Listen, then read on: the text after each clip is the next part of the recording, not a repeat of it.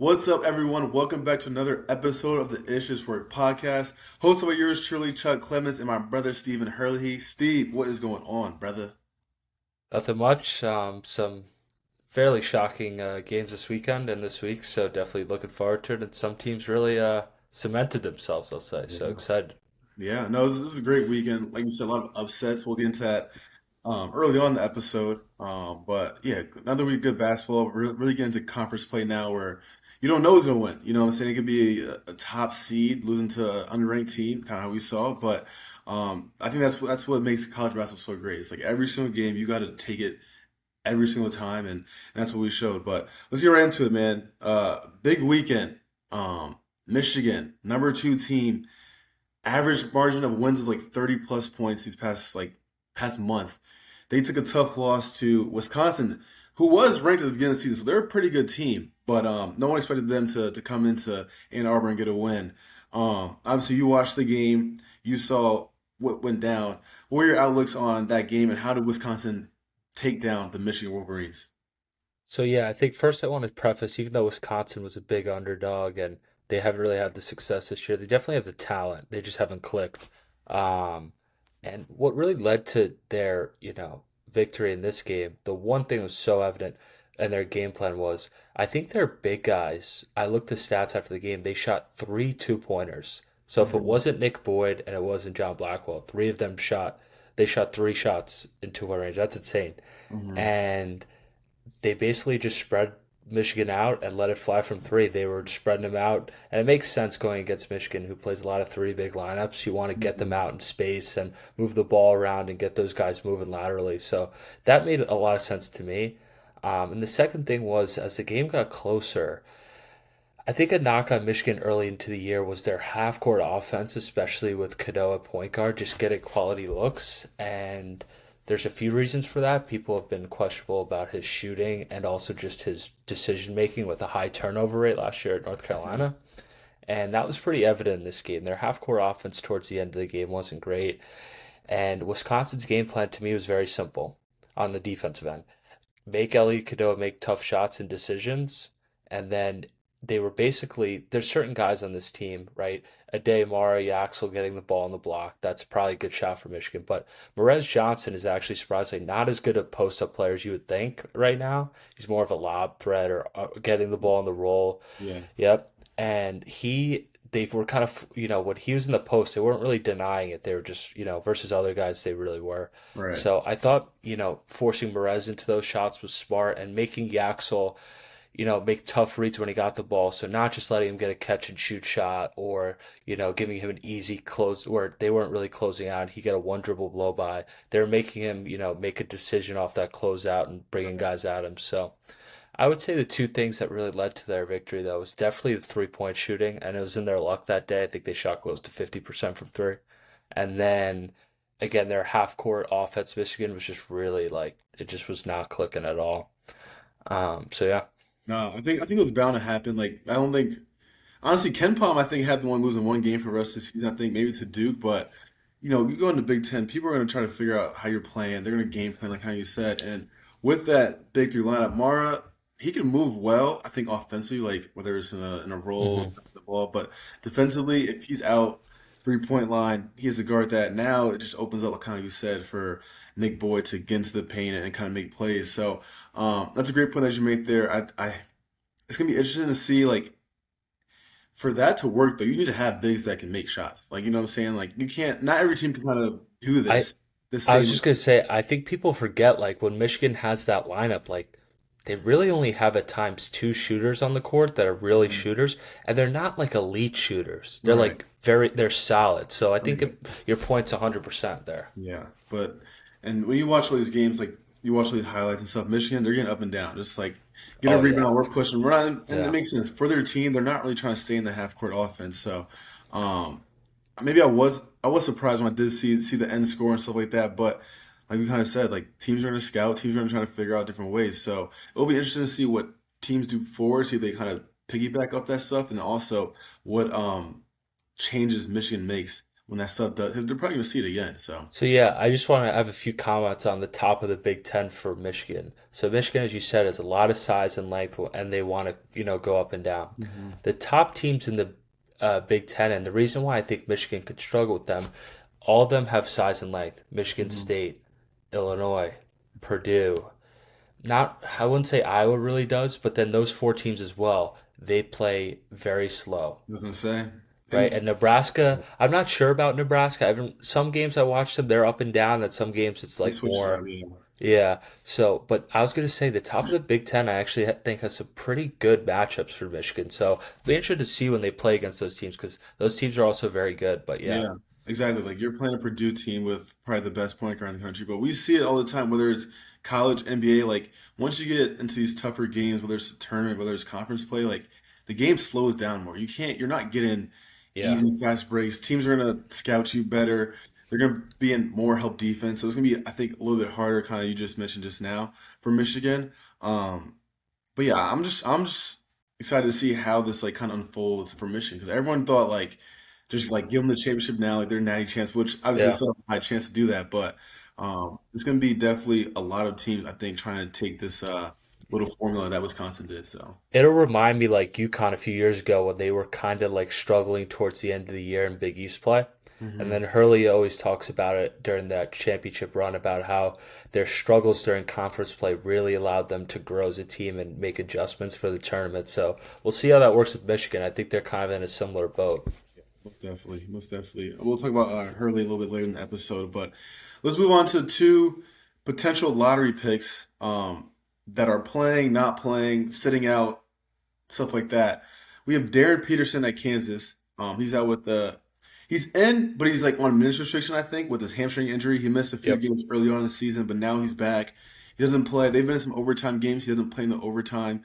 He doesn't play like late in games sometime because they're trying to, make sure he's good. And then you have Michael Brown out of Louisville, who I think is out with a back injury. He hasn't played the past few games, and obviously we were talking about it earlier. But this kind of, raises the question of we know these guys are lottery picks. Darren Pearson is probably gonna be a top two pick. Um, like, is it something where these players are gonna like sit out longer so they put themselves in the best position to get drafted? Are the teams trying to get them back a little bit too early and stuff like that? So, what's your thoughts on that? Do you think these guys are like just taking their time, whether it's they get back during the tournament play, whatever it is? Like, what is your Yeah. outlook on that? So I think they're two little different scenarios. So obviously both of them are lottery and high picks. So yes, in the back of their mind, they don't want to go out there and rush it back and have a serious Hmm. injury, and then their draft stock and then the financial incentives involved that could get kind of screwed up. So yes, Right. that is in the back of their mind. But also at the same time, these guys like you saw Michael Brown versus Kentucky, how animated he was And in the that whole game. time, yeah. And Darren Peterson obviously is fighting through these injuries. Like they're competitors. They want to go Hmm. out there for the Hmm. school. But I'll break down each kind of scenario differently. So, Darren Peterson's had this hamstring injury, and hamstrings are one that we've seen time and time again. If you rush them back, it can They kind of linger. cause some serious injury. So, I actually applaud Bill Self in Kansas for what they're doing Hmm. because Bill Self, after every game, he gets asked, like, okay, well, what's going on with him? When is he coming back? And he does a good job of saying, like, Darren's just, working really hard and, like, all that stuff. We're working with him. I think that says a lot about, the program for Kansas in terms of recruiting, just because if players are watching this at home, especially top recruits, if Kansas is, like, throwing guys under the bus, like, okay, we'll never know when he comes back. You never know, that's going to hurt them in recruiting as well. So I think that's been a huge plus. But Darren Peterson, I just think they want to ease him back into it. Right. He's playing now. If I had to take a guess, if a week or two from now, he'll probably be fully ramped. So I don't think that one's as serious. Michael Brown, I think that one's pretty serious because they just called up the G League player London Johnson, or not Yeah. called up. They just like activated him, I Oh, guess. really? Yeah, he didn't play in the game this weekend, but he's like, was in a uniform and everything. Oh, I didn't know So that. if they were playing him, and I know Ryan Conwell didn't play this weekend, but if he's activated, like they're not doing that, especially for a guy they said throughout, even a few weeks ago he was never He's going to gonna be play. They're registered, yeah. not, yeah, they're not doing that if they don't think there's some issue. And back injuries are just funny. Those are just it's I haven't had one, or I don't know many people who have had one for basketball, but it's just one of those things where like if you're stiff and just can't even move, how are you gonna, play Right. 35 minutes a game on the court? So Right. that one I definitely think is more serious, and I'm definitely focusing more on. Yeah. No, they're both two like injuries that like linger on, especially like hamstring, hip flexor, quad. Like you really got to take your time with that. I do, like you said, applaud Darren Pearson. Because like you said, Oh yeah. he wants to show off. Every time he plays, he's getting like 25 plus. So he's doing his thing and not even playing like the end of the second half overtime. Um, And you have to think also, just to interrupt real quick, he is the main focus on the scouting report. right. Michael Brown at Louisville, as much as he's a great player, he's not the main guy on the scouting report in terms of everything's focused around him at Louisville just because of how they play, and Well, yeah, it's that's yeah, so bodyguards. it's a little different. But Darren Peterson, that whole team is revolved around him, and he's still killing teams Yeah. in the Big 12 in one of the best conferences in the country. Yeah, It's crazy. yeah. No, I know. And the back thing, like you mentioned, Lyndon Johnson, they're active in him. I didn't know that, first of all. Second of all, that is a crazy sign because it's like, if you're going to sit him out, it's like, okay, Mikael Brown's R1. They both play the same position, and they're going to stick with him. But it's like, now you don't know when he's going to come back. And you still have a really good team that can kind of make some noise, whether it's the ACC or the tournament. Um, so that they had to look out for themselves too. You know what I'm saying? It's like two parties. The players had to look out for themselves because at the end of the day, they want to be the NBA. This is just like a stepping stone of like where they want to be. So they got to make Hmm. sure they're in the best position to get there. The colleges and the coaches, they got to make sure they're in the best position to win now. So it's a tricky situation, I think, for both sides because you don't want to, kind of like you mentioned before with Bill Self, he's talking great about Darren. Darren, we've seen players in the past that first one that comes to mind is Miles Powell, when he had that That's or right. I guess they said it was an ankle injury, but it was at Seton Hall. The coach like rushed him back, but at the end of the day, it might have been like it was something crazy like ACL or something like that. Hmm. Um, and they rushed him back, and like that put a bad name on the school. That put a bad name on the coach Absolutely. because he ended up suing him and stuff. So it was a huge thing. So it's definitely a tricky situation because both the players and the coaches want the player to play, but you gotta be pretty diligent about this kind of stuff because it could knock on wood, but this stuff can last a long time. So, um, Absolutely. but I do think Darren's gonna get back to playing full time, probably in like the next couple of games because he's been working his way up. Mike Brown, we'll see. I don't. I Yeah, really, it's never a good side too with injuries when there's no update. right, Never good. So right, I wish the best for both of them. They're phenomenal players, and mhm, I don't think that any of them are making any bad decisions here. You just hope they get healthy so they exactly, could not only be on the court but also be ready to go for their next steps. exactly, exactly. Yeah. Let's move on to we talked about them early. Coach Hurley, they had a very close one versus Providence this past week. Um, Many could say they probably should have lost. They were down by, I think it was like 8 points with a few minutes left. They came back and won that game. Probably one of the crazier games I saw this whole year. Silas Damari, 23 points, 15 assists, 5 steals. Braylon Muntz, I think, had 20 plus points. That was a huge game. Obviously, it's a big rivalry. Connecticut versus Rhode Island, right there with each other.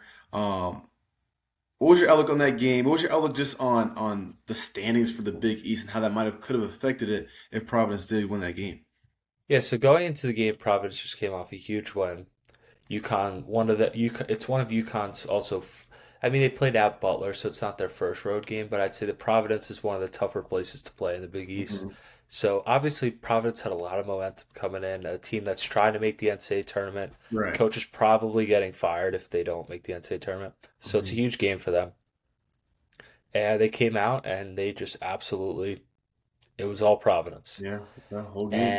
And UConn just kind of showed why they're a championship program and why every year they're, if not the best team in the Big East, sincerely towards the top. Hmm. But was huge this game, in my opinion, was Silas Demery. This is one of the first games I've watched him and been like, okay, he's He's a here. real deal. He's ready to go. So that was phenomenal. Obviously, Braylon Mullins, that guy just hits shots. I mean, he's awesome. Um, and I even thought like a role guy I thought was really well in this game was Jalen Stewart. He was just, He's been solid all year. yeah, you know, people forget his freshman year, he was the only freshman that was playing on that run Hmm. for that as a role He made guy. a few So minutes here and there. Yeah. yeah, so he was, definitely a valuable piece early on in his career and still is now. But for the terms of the Big East, I think UConn, until someone knocks them off, they're going to be the top team in that league. And Yeah. Providence, I think, is definitely under the radar. Yeah.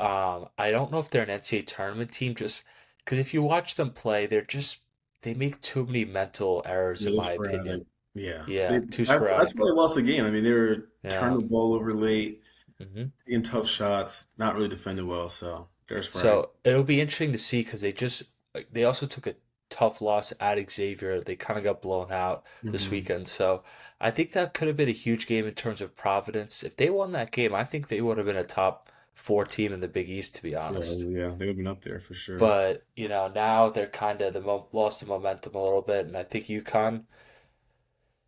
I'd say I know they have a big game at Seton Hall this week, but until they play St. John's, I don't think they're losing.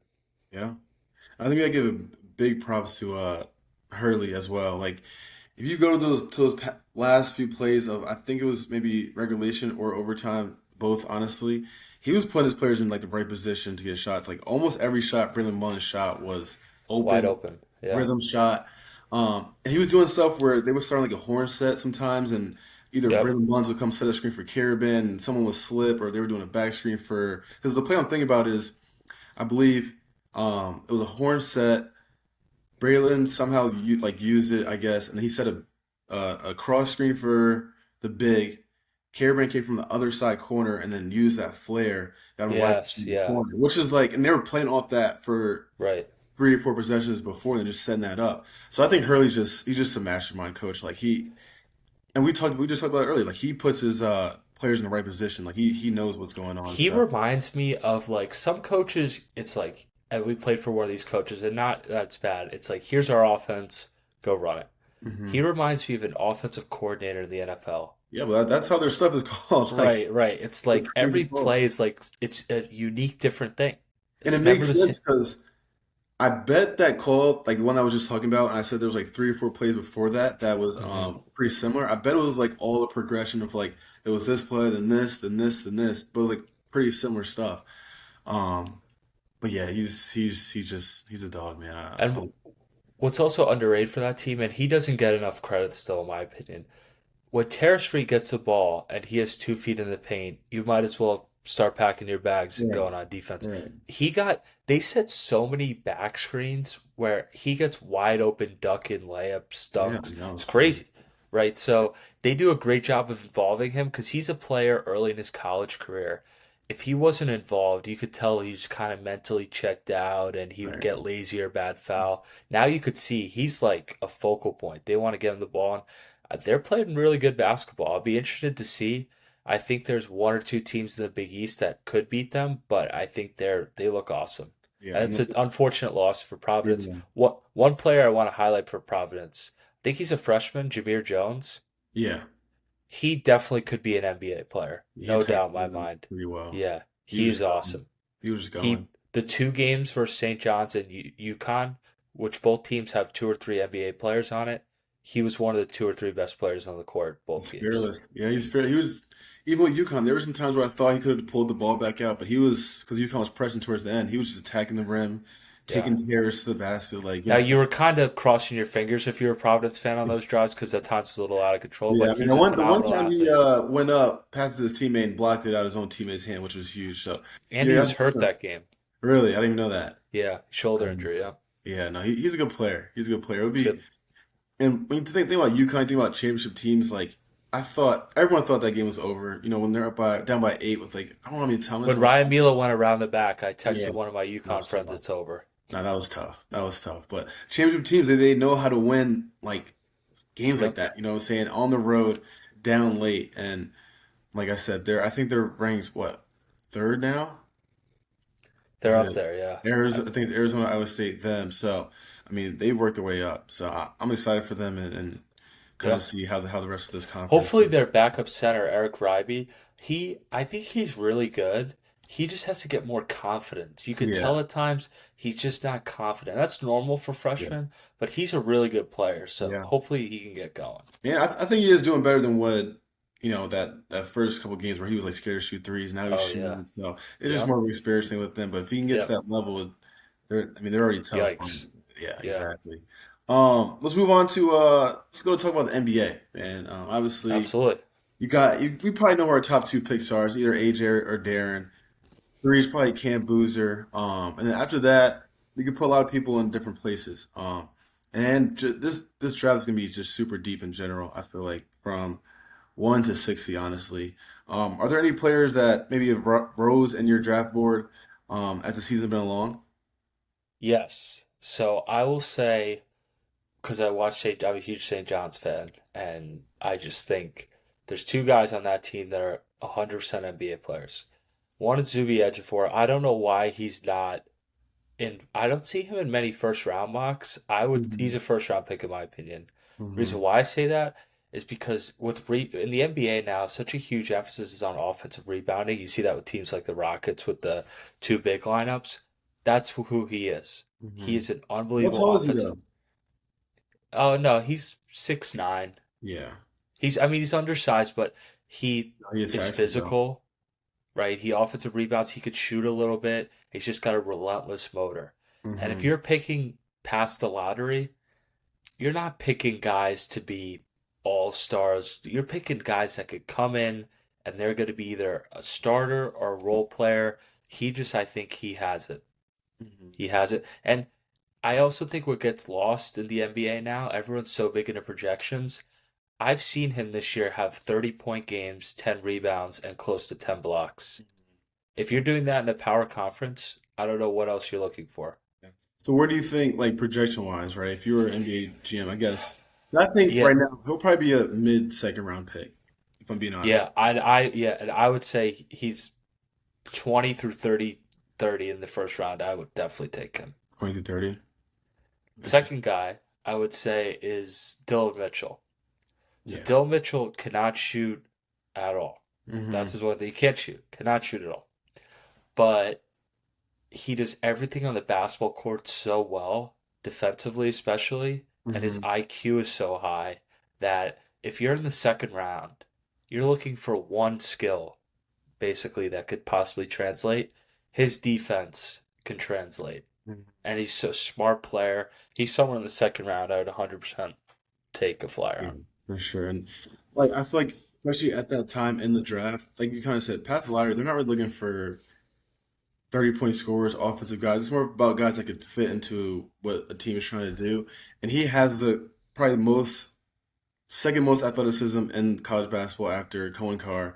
You Yeah. said his defense is great. When I watch him too, he's definitely like an energy guy as well. When you see him, he's always like either smiling, like talking and stuff like that. And like even though it's not a skill thing per se, a lot of NBA GMs look for that because they don't want someone that's going to have a bad attitude coming in. So I definitely could see him finding a role on. I wouldn't say like he's like a, I guess maybe like a Peyton Watson in terms of I his understand what you're early saying on. though. Like Yeah. obviously like their bodies aren't the same. They don't really play the same, but like Peyton Watson's kind of gotten his call through just like playing defense, running the floor, super athletic and And stuff like that. So he can just do a lot just on to back up your point, Peyton Watson and Dylan Mitchell were both five stars coming out of high school right. and Yeah. were not successful early in their college careers. They Right. underperformed. Mm-hmm. But give them some time, right? Exactly. And then yeah, that's one thing. The last person I just want to highlight real quick is someone who I wouldn't say I don't know. I wouldn't say he's like someone that's grossly under the radar, but I guess he probably uh, I guess people just don't think of him as like a top five pick. But we just talked You're gonna take my pick, I think. Who you got? Braylon Mullins. Oh, okay, you didn't take my pick. You didn't take my pick. Okay. Thank God. But I'll just quickly go on him because I've talked about him before. UConn before Braylon Mullins was a good team. They were beating teams. Mm-hmm. When they got Braylon Mullins is when they started, in my eyes, becoming this team could win it all For sure. because he is a dynamic offensive player. People Mm-hmm. think he's a great shooter. He could take you off the bounce. He It's a mid cuts range. well. He's smart. He's also a very good. He's a good defender. And he's 6'6". You don't see teams. Its biggest telltale sign, in my opinion, especially in college, is for a freshman. Most teams are going right at you, Mm-hmm. especially if you're labeled as like a shooter. Mm-hmm. if you watch teams play against him, he's not the guy they're going after. He holds his own, yeah. Yeah, so I think he's someone who, if teams are picking, like, most people would say, oh, yeah, we'll pick him in the lotto. I would seriously consider him picks 4 through 8. That's how good I think he is. Yeah, I think it would be top 10. Yeah, he's, Later in the top 10, but I think it would be top yeah, 10. because Yeah. he's someone who, the minute he got on the court, similar to a Kingston Flemings, who maybe that's if that's your player, but Uh-oh. he, Braylon Mullins, the minute he's got on the court, I remember at Kansas, I was like, this is his first road game of his college basketball career, and He was shooting it. it's crazy. Confidence. Right, right. So that's my last guy. I know I wanted to give kind of a bigger name. Yeah, most definitely. And you kind of just mentioned my first guy, is Casey Flemings. Coming in, I didn't know who he was. I don't think many people know who he was. I don't know where he was ranked. I know he played, He was in the 50s through 70. yes, he was 4 star. Um, but he's worked his way up to, I think he's a top 5 pick this year.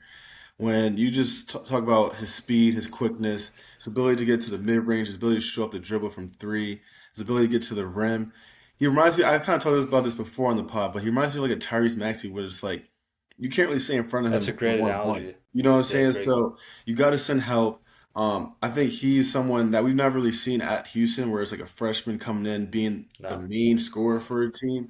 And I think, do you know, is he like 6'3", 6'4", maybe? Yeah, he's got size though. He's Got a little definitely bit of not size. small. So when you add that just with his Long quickness, wingspan as well. You could see. exactly, and that stuff translates to the NBA. There's more space. You can't play on defense 3 seconds. So I think he'll be even a better player um, in the league. Obviously, you see someone like VJ who kind of struggled a little bit in college because his main thing was just getting downhill, using his speed, get by people. But now NBA's opened up a little bit more. So I think he'll definitely He's a benefit from crazy that. athlete. Crazy athlete. And he's not scared of the moment. Like they had a tough game versus Texas Tech, late night, late game. He didn't start the game out well. He was shooting pretty bad for the whole game. But Hmm. end of the game, he was freshman He with won them the game. Milos, Mayo Sharp, Joseph Tucker, who are like juniors, seniors, played in the Final Fours.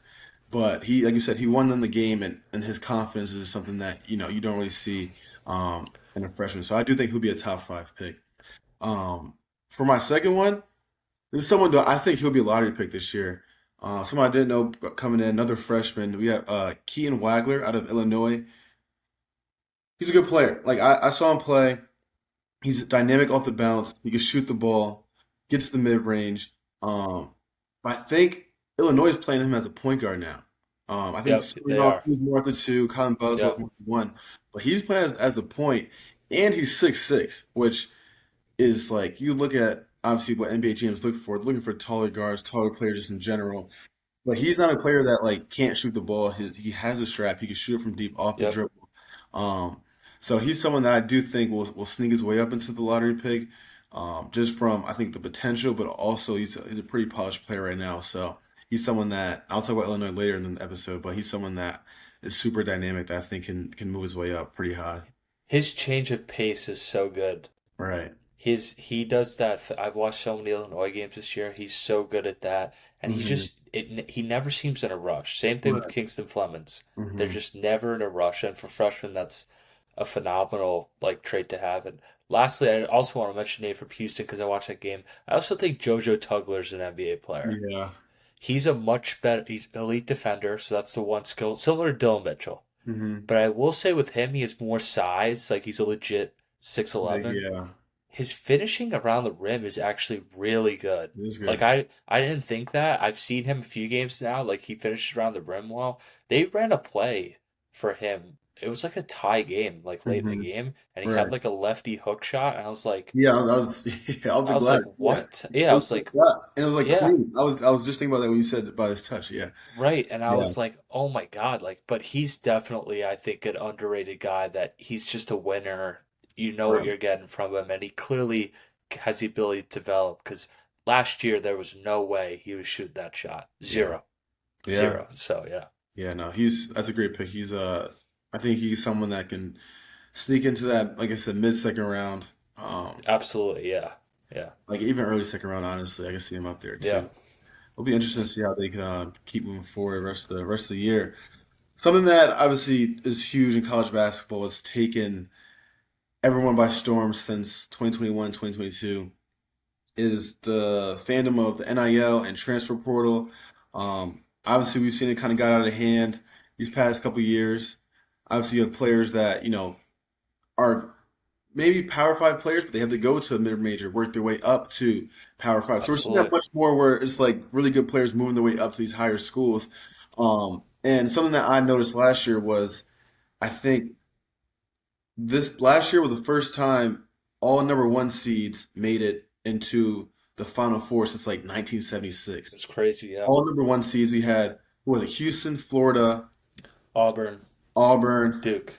Duke, right? And you look at these teams, look at Florida, Walter Clayton coming from Iona, mid-major moving up. And hold on before you say anything.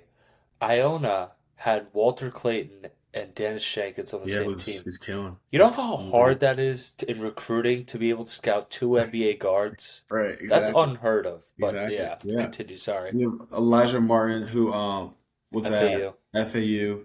Will Richard, I don't know what school he was at before. Belmont. Belmont. Let's see what on the other teams. Duke, not really. Auburn, Janiyah Broome came from, was that Murray All State? those guys were Yeah. mid-major Chad for the most part. Mazzara, Miles um, Kelly was Miles Miles Kelly. Kelly might have been Georgia Tech, but Even, yeah, Moscow was Georgia Tech, yeah, yeah. But even like the shooting guard, I don't know his name. You can shoot it. Like point guard, shooting guard. Forgot his oh, name. Denver Jones. Yeah, Denver. I don't know where Yeah, he went, he but was he FIU. yeah, so he moved up. Yeah, So a lot of these players, they're doing their thing in the mid major and they're moving up to these Power Five teams. And this is something I said last year. I said I don't think we're going to see that many Cinderellas as we've been used to seeing like in the past. Because yeah, if you do solid 1 year in a mid major, you're trying to move your way up to get more money, and that's where the NIL does come in. So I want to see what's like. Maybe if you saw this last year or not, but what's your take on just where the game is moving with NIL yeah, and transfer portal in terms of like the tournament and stuff. yeah. So my take on this is, well, I think there'll be upsets. Yes, I Yeah, think in like the first, maybe second round, there'll be upsets. 100%. I still it'll think happen. that'll happen. Um, I think though that the amount of teams that get to a Sweet 16 and then go farther than that, that are Cinderellas, will be way less. I agree. Because, like you said, to win multiple games of the tournament now, the talent is just so concentrated in the power, really the power three conferences now in Big 12, SEC, and Big 10.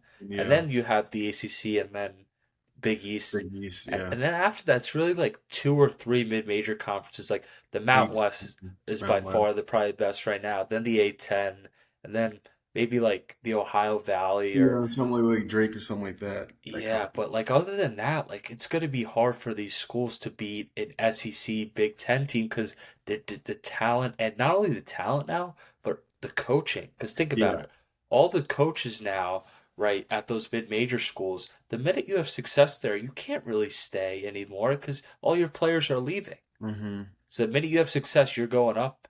And so all the coaches, all the talent is now concentrated in the power, those three leagues, and then not even the mid majors, the ACC, Big East. So I don't think there's going to be like an F. I would be shocked, honestly, in the next 5 years if there was like a mid major outside the Mountain West or A10 that goes to the Final Four. Yeah. And just to go off your point where you're talking about players leaving and coaches having to deal with that. We've heard from coaches, whether it's high major, mid major, it's like they're recruiting a whole new team each year. And Hmm. if both teams are doing that, obviously they're going to have some struggles earlier on in the season. But at the end of the day, they're both in the same situation in terms of like where their teams are going to be by the end of the year. Like they're still going to have some a little bit, maybe a little bit of flaws, but not 100%. too much. But at the end of the day, that's going to be the same. Then the difference is going to be is like that talent level. You know what I'm saying? And the Yeah. high major schools are going to have that better talent level. And we've seen that just like last year. All the best players that were in like Cooper Flag, Walter Clayton, um, who went from Houston? Was it was it LJ Carter there last year? Yeah, Jose Carr was there. Prior, so like all the best players for the most part are on these better teams and they're gonna show up, you know what I'm saying, towards the end of the tournament. But yeah, I agree. If everything kind of stays how it is now in terms of just NIL and transfer pro and everything like that, I don't really see mid majors making it So I'll give two good examples last year, right? McNeese and Colorado State. right. So Colorado State played Memphis in the first round. So Mm-hmm. not a and Memphis's point guard Tyrese Hunter was hurt that game, Mm-hmm. and they beat them.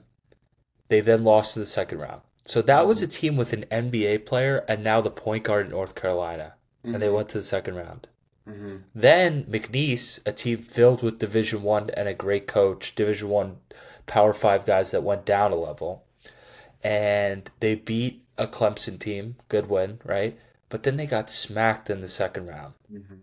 It's gonna take if you're gonna go to the Sweet 16 from a mid-major Cinderella level, it's gonna first of all of that team will not be there next year. They'll all Yeah, be at as I said, Power Five they all did. programs, They all went right? out. So it's gonna take like honestly, it's gonna take a elite recruiting. Like you're gonna have to find guys like you were just talking about with Iona, Walter Clayton, and Dash Jenkins, but not many Rick Pittinos are walking around. Like So diamonds in the rough. yeah, And you're not gonna keep them, so it's like I think the way that a lot of these mid-major coaches, low major coaches are looking at it as is kind of like a G League to the NBA. What I mean by that is like it's a great point. if you can get a player to move up, right, from low to high major, now recruiting is okay. You just see we sent this dude to a Duke or to wherever school, right? Now just recruiting makes it a little bit easier for us. Like we can, I don't know if they're saying this, but it's like this is where your path could be. So I have heard coaches say this before. Who knows if Yeah. they're actually saying that in a recruiting pitch? But I know high school player or anybody is definitely looking at that stuff too. So that's I how they look think at it now. if I'm a mid-major program, this is just kind of a thought I just had now. If I'm running a program, this is how I'd run it. I'd almost assume my best player, even my second best player, is gone Yeah, because they're just going to get recruited. But yeah. I'm going to keep players 3 through 6 Mm-hmm. so that next year we have our core, Can build, yeah. talent's still there. Then my second thing is I'm looking at guys who are transferring from Power 5 down Down. and guaranteeing those guys a role and an opportunity They because the usually do pretty talent's well. there. Yeah, they Yeah. usually do well. We've seen a lot of. I'm trying to think of players, but So I'll give an example. St. Dior John's, Johnson, yep. he went St. down. He's so John's good. had a guy last year, Brady Dunlap, and he's on St. Louis now. Okay, he's killing. And he's doing really well. Yeah, St. Louis is awesome this year. I Yeah, think yeah, they're yeah. either first or second, but obviously Kadir Copeland last year at McNeese was one Mm-hmm.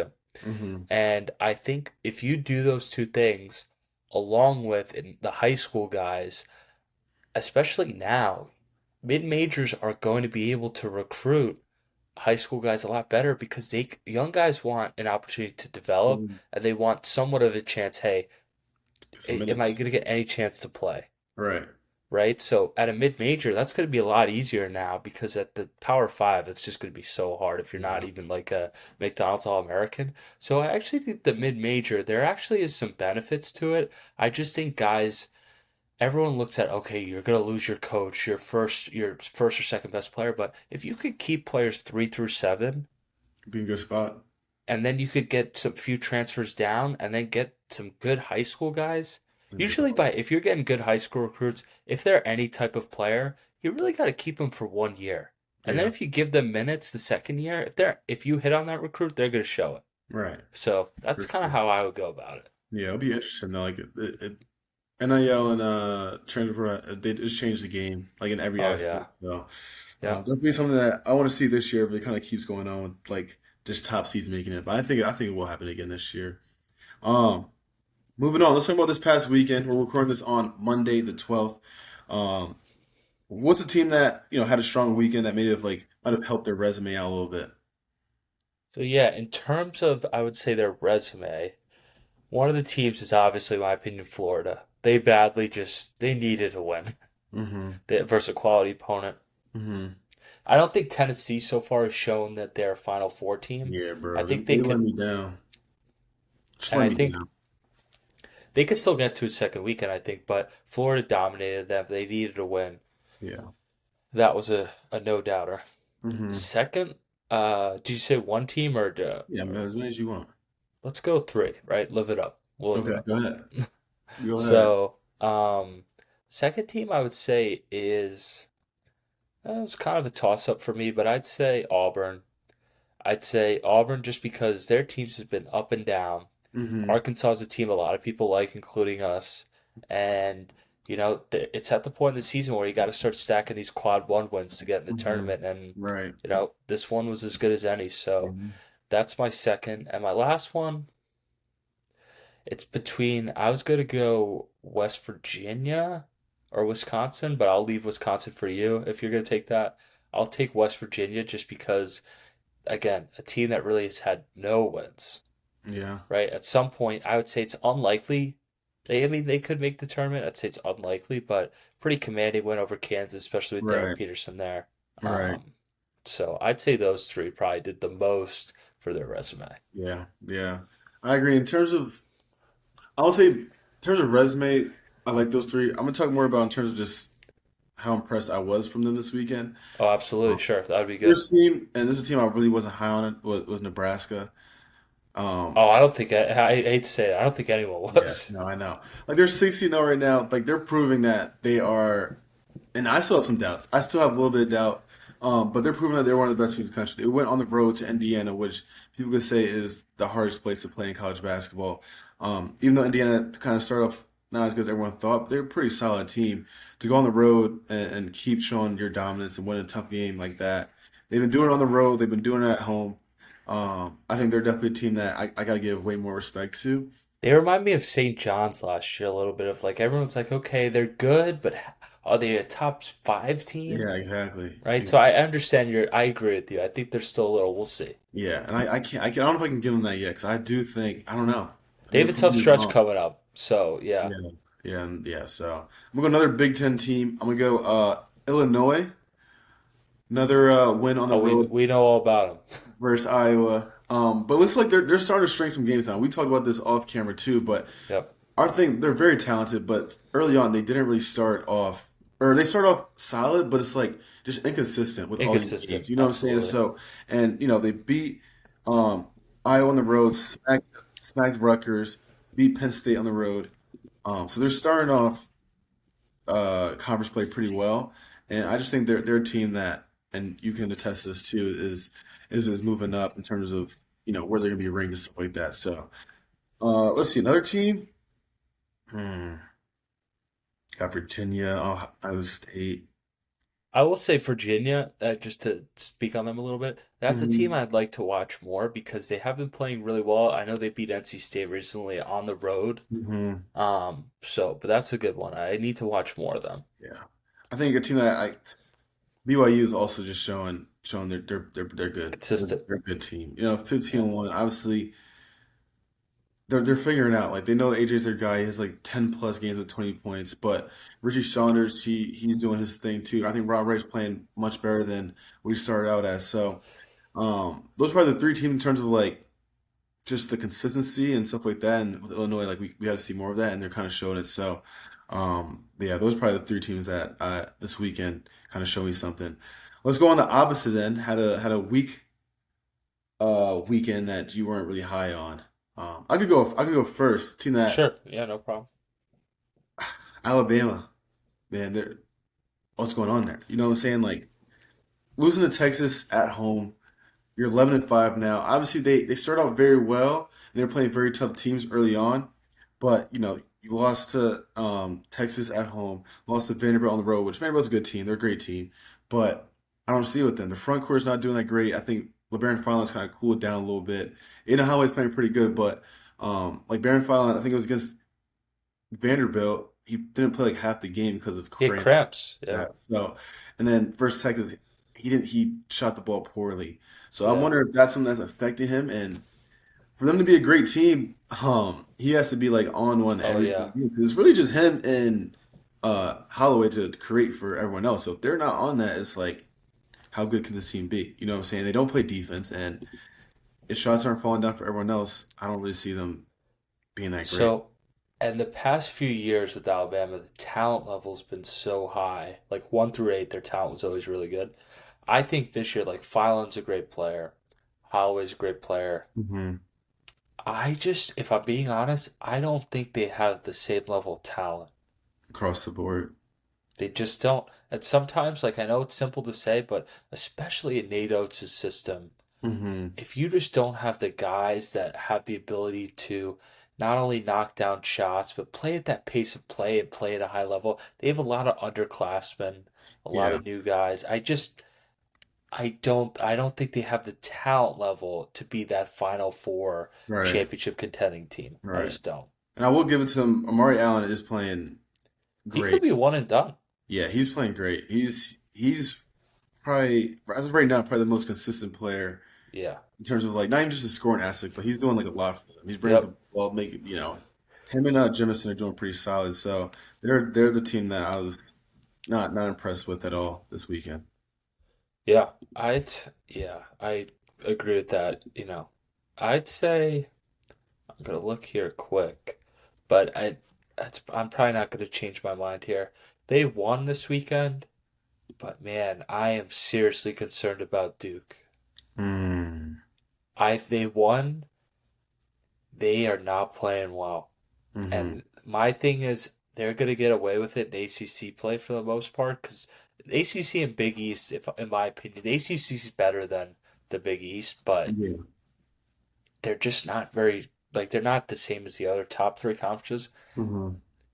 Duke, in my opinion, they are going to struggle when they play against teams that are like a physical and pressure the ball, Yeah, defend well. right? I just they've not got any type of consistency from Dame Sar, Comenia, or Harris, like none. Yeah. And I just don't think Caleb Foster's had a good year overall. I'll give him credit; he's been better than I thought. But He didn't play all that. I there I have some serious concerns with them because Mm-hmm. Boozer's phenomenal. Once you get playing these elite teams, especially in the tournament, it can't just be him. Yeah, you need at least two. I say two or three guys that you can trust with the ball. Cam Boozer, I would trust him with the ball. Isaiah Evans, I'm still shaky on if I could really trust him with the ball. He's playing really well right now, but He's too he could get hot like no one's business. He's just too yeah, inconsistent. I don't think he should be a team's second option in terms of if you want to win a national championship because he's like I say, he's not consistent. So that's a good. I mean, they're still winning games, and I think it's a great sign for them in terms of like you're still what are I you? think their floor is super high, right? You If you one? talk about like are they getting to the Sweet 16, I'm as confident as any team that they'll get there. Yeah, Now getting to the Final Four, I would say right now I don't see it at all. yeah. I don't think they're top. They're tier two for me right now in terms of that. You So know? yeah, no, I agree. I've been saying this for the whole year And so I far. need them to get going because listen, my Final Four, we still got Arizona Uh looking good, huh. Illinois, Uh St. huh. John's. I think they have to Oh first yeah, make the tournament. We got to make the tournament first, yeah. They're but cooked. and then Duke. Yeah, So I gotta go back. I kind of forgot mine, but we'll go back and. it's funny when I see these teams, like it'll remind me, like oh, like I picked them for the Final Four. So it's Hmm. like yeah, I Hmm. gotta. Yeah, yeah. Let's talk about a little bit, kind of outside of basketball that still relates to what we're talking about, but the media is obviously a huge thing when it comes to sports in general. They always have these narratives, whether they're true narratives or false narratives, and they can kind of affect how a player does or how a team does and stuff like that. And you hear it all the time with college basketball. The coach isn't doing as great as maybe everyone thought he was, so the media kind of breaks them down, whether it's a player, coach, team. But it's a huge thing when it comes to just college basketball in general. What do you think? Like how much of a role like media narratives play into just opinions from whether it's fans, uh, inside the team, and just in general and stuff. Yeah, so I'm gonna actually pose a question to you. When you're at halftime watching a Duke game or any college basketball game or after the game, what app the next day do you go on? Like after a game, you're like, okay, what app am I gonna go on? In terms of like to see the game and stuff. No, just like like to go like okay, like I guess yeah, just like what app like for example, let's say you said TikTok or Instagram, Yeah, yeah, yeah. right? Most people would say that. And you go on there and the first video you see, I'll give an Oh example, yeah, yeah. I know you're talking. Yeah. Okay. is some, college basketball media analysts and Yeah. they say Cam Boozer can't translate to the next level. I hate that stuff. I see it on TikTok all the time. And that enough people see that, then that kind of becomes a thing in their head because it's all they see. Mm. It's all they're thinking about. And it's like, okay, like I'll use that example for example. Cam Boozer is a freshman putting up 30 plus points a game and winning games in versus Power Five opponents as a freshman. That's kind of silly to say that, like, okay, it's not going to translate. Now Right. the question becomes, why are they doing this? Reporters and fans especially, they how they make a living, why they're fans, why they're reporters, is based off their emotions or they're predicting what the fans and people will want to read. What Mm-hmm. will be interesting. Right. So it's not interesting to say Duke's a really good team. They're just working out some stuff. Mm-hmm. People want to see like the major like it's always funny during March Madness. How many times do you see the trendy dark horse go to the Final Four? How many times do you Yeah. see the trendy upset in round one really work out? It really doesn't. Never really. So sometimes I find in college basketball and sports in general, the obvious stuff and the simple stuff, it's not that hard to unsee. Mm-hmm. It's just sometimes in the media, they and fans, it's so based off the emotions Yeah. of winning or losing, or, you know, is this player living up to the hype on TikTok that it just gets so like ingrained and then that becomes like a mainstream thought. Mm-hmm. Yeah. It's like, for example, I'm a St. John's fan, and everyone talks about Ian Jackson underperforming. And my argument to that is, okay, yes, has he maybe lived up to what his preseason expectations were? Maybe not. Mm-hmm. But he's also playing a new position, is a sophomore in college, and he has gotten better every game, and he's starting to play really well for them. But people, they act like Ian Jackson can't play basketball. Yeah. I'm like, there's a reason Ian Jackson was an All American and went to North Carolina and was one of the most highly coveted transfers. Right. I don't think a Hall of Fame coach would take a guy like that if he didn't think he was good. So I Mm-hmm. just think now there's no like individual thoughts. That's why I like coming here talking to you every week on Yeah. college basketball because it's our individual perspectives. Right.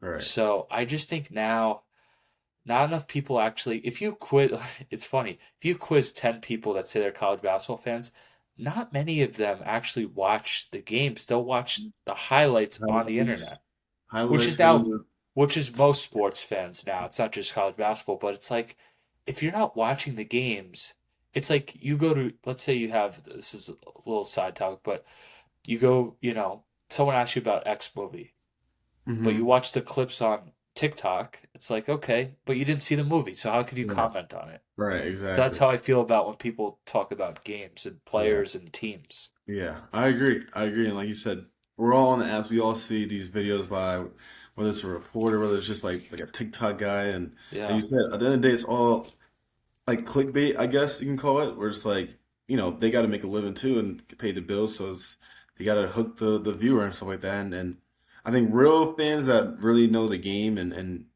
how whether it's their team or it's a different team, how they're actually doing, they can see that stuff, but then not fully use those whatever they see into what they actually say. Get to decipher it, see what you like, see what you don't like, and then kind of make your thoughts based off what you make of it. But you have a lot of people that, like you kind of said, they don't really watch the full game. They just see the score on the ESPN app and then go to whatever source they use or whatever app they use and they kind of just base their thoughts on that. So, and you know, if a lot of people are saying this, I think it'd take a toll on a player like an Ian Jackson that is just hearing that he's not living up to the hype. And maybe it's true, maybe it's not, but maybe he's always hearing this stuff day by day, whether it's on his phone, whether it's in person, stuff like that. So I think it take a toll on anybody who's in that position. So I mean, it's a part of the game. You gotta be ready for it. You know what I'm saying? It's gonna happen. So by the end of the day, it's not something that I think should be in our game, but it's gonna be. And most people that are on TikTok, Twitter, they're either reporters, journalists, or they're, content creators. They're not, I don't even want to say basketball players or coaches, but they're not analyzing the game. Hmm.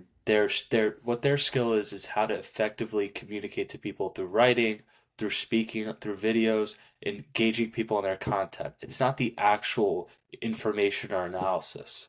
So I think once you realize that, it's kind of you kind of understand that. But the people that are able to do that well and also analyze the game well, those are the superstars, and Definitely. hopefully that'll be us. Yeah, yeah, it will But be we're a fun yeah. day. We're still building. We'll get there. But yeah, let's move on to our last topic of the episode.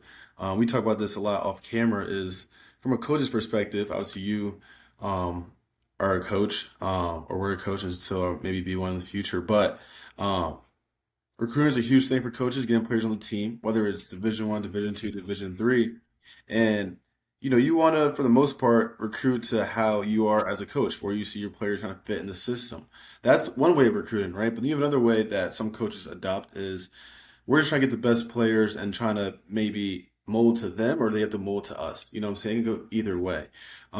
What's your thoughts on that? Maybe which side do you lean more towards if you are a coach? Are you more recruit players that fit the system more, or recruit the best players that are out there? What do you think about that?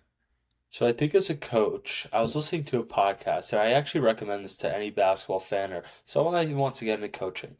The best place to learn about basketball, especially it's someone that hasn't come from like I played basketball in high school, but I didn't play in colleges. You listen to other coaches talk. So I always listen to coaches, head coaches, D1, D2, D3 talk all the time. And a lot of them say, a lot of coaches say, yeah, let me get the best talent. But I think now a lot of coaches, what they'll say as well is if you're a coach that to win in your league, you have to play physical half court defense, you have to come up with a system that's going to win in your league. So Hmm. I personally think you have to analyze your situation and what's going to be best for you. Some places, if you go to a school where in your league it has the best facilities, it has the best. I know Division Two and Three don't give NIL, but if it's Division One, they have the best NIL. You could recruit the best players. That's Hmm. more attainable, Right. right? But if you're a coach who comes at a lesser program or Division Two, Division Three, I kind of think you have to fit players that fit your system Hmm. because too many times I'll use the analogy if you're trying to fit a square peg into a round hole, Hmm. because you think it's easy, get the best players, get them on the court. But I've seen so many times guys who are, let's say, a great 3-point shooter, but they're in an offense that is pound the ball inside and then really an emphasis on defense. That's just hard. It's just going to be hard because the coach, no, he wants what he wants, and if you're not that, it's like it doesn't matter how well you shoot threes, it's going to be tough for you to fit into that. So I really think it just depends on where you're at. Right. I'll give an example. So at RPI for us, this is just my own personal opinion, not Coach Gilbride or yours or anyone else's. That's a school in our league where we have the best facilities. We have the best, I guess, in D3, best school academically. So we have a lot of positives in our league, towards the top of our league and all that stuff. So if I were coaching in that league, I would say you want to get the best players possible and mold your system year in and year out through your best players. Now that's hard to do. That's not that's not easy to do, but that's how if I was coaching.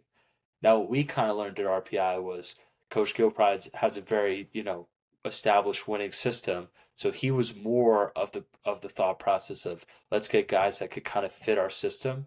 We want to get good players, but you can kind of tell in the recruiting process most of our top recruits really fit our system well. So, Yeah, uh, I agree. I guess not counteract, but like you look at a team like Florida, right? They kind of built that a little bit different this year, but I know with last year, Walter Clayton, Will Riley, Elijah Martin, it was more like three kind of guard wing players that all can shoot with two bigs. And that was kind of the system and formula that Todd Golden kind of made. I think he's going forward a little bit with, Xavier Lee, Boogie Fland, Thomas Howell a little bit, but not too much. But you look at Alabama, where they play a certain way, so they have to recruit a certain way.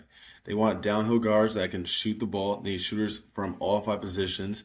You look at a team like Houston, where defense is a huge thing for that. So they're going to recruit length at all positions, recruit players that they've probably seen go hard on defense and dive on balls and stuff like that. So I think throughout all divisions, especially with D1, it's a little bit different because you're just gonna get the best players regardless, yeah, right? So especially the yeah, high, you're gonna get the best players. But I yep, think at that point, it's like, okay, as a coach, the first thing should be find players that can fit your system, right? hmm And now, once you get these players and once you see them kind of do what they can do, and when you have your team set, I think now not really like mold. your system from it, but it's like just put your players in the right position where they can be successful. So if that's molding or not, I think you stick to what your system is overall, but find ways if you want, say, a Thomas Hab, you want him to uh, come off of the downstream and like cut to the basket. Find plays to fit him into that while having that still that same overall overarching method that you have. So I do think it's both things, but I do think recruiting system recruiting players for your system would be a little bit higher on my list because at the end of the day, a lot of these coaches they've been working their way up and they kind of have this philosophy and they're not gonna change it for one player coming in, you know what I'm saying? So I think a lot of them are definitely system guys, but at the same time you gotta be flexible and versatile enough to put your players in the right position, if that makes sense. So Yeah, um and I don't think there's like a way of like it's you either you could only win with getting the best players, or you could only win by fitting through scheme. I think whatever you choose, you just have to stay true to it. I think mhm. too often or not, after one season, one bad game, coaches tend to make, you know, okay, this year it didn't work. We just got to get way more athletic, or Right. we have to get way more shooters. I think you just have to find better pieces. Now, if Hmm. it's 4 years and or 3 years and it hasn't worked, that's a little different. Right. You But I gotta think switch it up. sometimes after a year, like coaches will make too many rash decisions, Yeah. Yeah, I agree. I agree. and And in season as well. yeah, yeah. And it'll be interesting to see too when we talk about philosophies and stuff. I think Todd Golden got their philosophy from the Warriors. Obviously, BYU is running the NBA system as well. So it'll be interesting to see just from the college basketball standpoint if like this new NBA style of play is gonna, start being more of a normal thing, which I think it could be for a I lot of think if that's the case, I think a huge emphasis is going to be put more on just getting the best players. Because in the Mhm. NBA, it's way less about fit. More flow. Yep, Yeah. 100%. Yeah. So that was an interesting topic. Yeah. Yeah. No, it's hour went by again. Another quick episode. It goes by quick, man. Whenever we're talking about basketball, it's like we're just flowing. And The it's first great. episode's funny. Like I'd look at we have a little clock above our cameras, and you'd see like, oh, we're at the 23-minute mark, the 40-minute mark, and I just looked up. It's like, oh, here we are, an hour. We're all done. It's We're all crazy. done, man.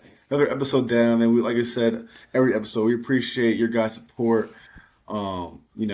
Obviously we're definitely gonna get content out more often and for you guys. But yeah, we appreciate you guys so much. Make sure you like, comment, subscribe, do all of the above, put the post notifications on, all that stuff.